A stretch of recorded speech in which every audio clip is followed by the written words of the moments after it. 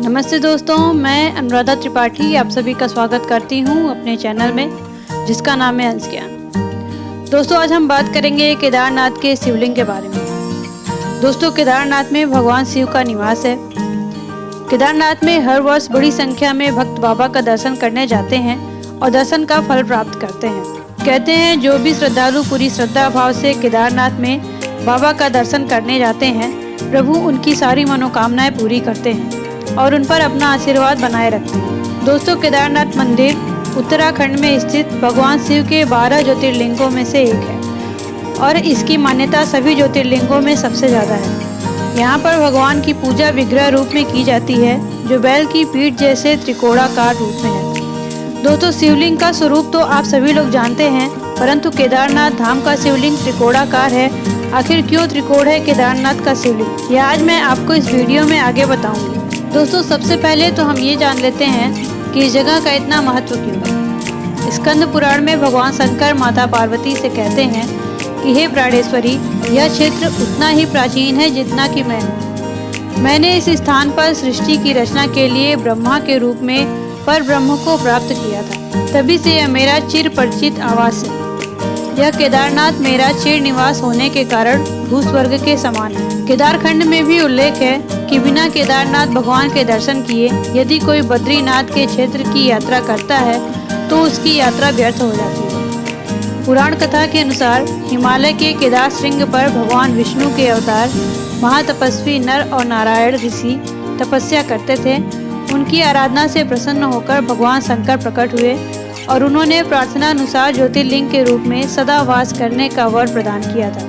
यह स्थल केदारनाथ पर्वतराज हिमालय के केदार नामक श्रृंग पर स्थित है। दोस्तों, केदारनाथ 12 ज्योतिर्लिंगों में से सर्वोच्च धाम है। इसके पीछे एक कहानी है। इस धाम का ज्योतिर्लिंग त्रिभुज के आकार का है। ये कैसे बना, ये आगे मैं आपको इस वीडियो में बताऊंगी, पर आगे बढ़ने से पहले मेरे चैनल को लाइक और सब्सक्राइब कर लीजिए ताकि आपको अच्छे से अच्छे वीडियोस हमारे चैनल के माध्यम से देखने को मिल सके। तो चलिए शुरू करते हैं। दोस्तों, इस त्रिभुजाकार शिवलिंग की कहानी इस प्रकार है। द्वापर में जब महाभारत का युद्ध कौरवों और पांडवों के बीच हुआ था तो पांडव लोग विजयी हुए थे, परंतु युद्ध पर विजय पाने के लिए उन्हें अपने ही भाइयों और सगे संबंधियों का वध करना पड़ा था, जिसे उन्हें भातृहत्या का पाप लगा था, जिससे वे मुक्त होना चाहते थे। तब श्री कृष्ण ने उन्हें उपाय बताया कि इतने बड़े पाप से मुक्ति इस संसार में केवल भोलेनाथ ही दिला सकते हैं। तुम लोग उनकी शरण में जाओ। इसके लिए वे भगवान शंकर का आशीर्वाद पाना चाहते थे, लेकिन भोलेनाथ उनसे रुष्ट थे।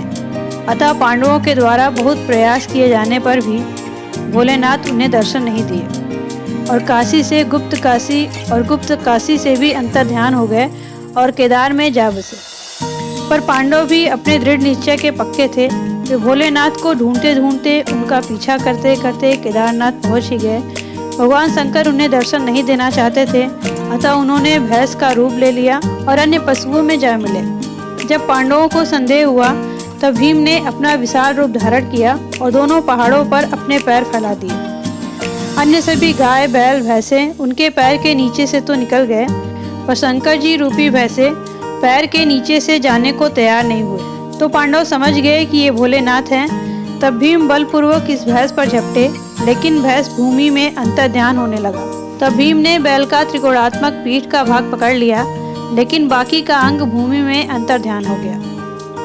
भगवान शंकर पांडवों की भक्ति और दृढ़ संकल्प देखकर प्रसन्न हो गए और उन्होंने तत्काल दर्शन देकर पांडवों को पाप मुक्त कर दिया। उसी समय से भगवान शंकर भैंस की पीठ की आकृति पिंड के रूप में केदारनाथ में पूजे जाते हैं। यही कारण है कि केदारनाथ का शिवलिंग त्रिकोण आकार का है। दोस्तों, ऐसा माना जाता है कि जब भगवान शंकर बैल के रूप में अंतर्ध्यान हुए तो उनके धड़ से ऊपर का भाग काठमांडू में प्रकट हुआ, जो अब पशुपतिनाथ मंदिर के नाम से प्रसिद्ध है। शिव की भुजाएं तुंगनाथ धाम में, मुख रुद्रनाथ में, नाभि मदमदेश्वर में और जटा कल्पेश्वर में प्रकट हुआ। इसलिए इन 4 स्थानों सहित श्री केदारनाथ को पंच केदार कहा जाता है। दोस्तों, केदारनाथ धन्य है। यहाँ शिव को महसूस किया जा सकता है। भगवान शिव सर्वव्यापी, अनंत, अगोचर और अविनाशी हैं। भगवान शिव कण कण में व्याप्त हैं। कहते हैं कि केदारनाथ के पास वही शक्ति है जो भगवान शिव के तीसरे नेत्र खुलने पर सब कुछ विनाश कर देती है। दोस्तों, ऐसा भी कहा जाता है कि केदारनाथ का दर्शन करना साक्षात भगवान शिव के दर्शन करने जैसा है। केदारनाथ की महिमा अपरंपार है। जो लोग भी केदारनाथ का दर्शन करने जाते हैं, भोलेनाथ उनकी इच्छा अवश्य पूरी करते हैं। तो दोस्तों, ये तो हुई केदारनाथ की कथा। आज के लिए इतना ही। अगर आपको मेरा ये वीडियो पसंद आया हो तो मेरे वीडियो को लाइक करें और मेरे चैनल को सब्सक्राइब करना ना भूलें और आगे के वीडियोज़ को देखने के लिए बेल आइकन को दबाएं।